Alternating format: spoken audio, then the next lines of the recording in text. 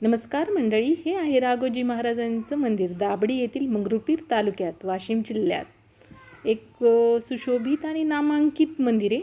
हे राघोजी महाराज आपल्या हे पुरातंत व नवसाला पावणारं दैवत आहे व खूप सुशोभित असं आहे। दर शुक्रवारी इथे लोक नैवेद्य आरती घेऊन येतात।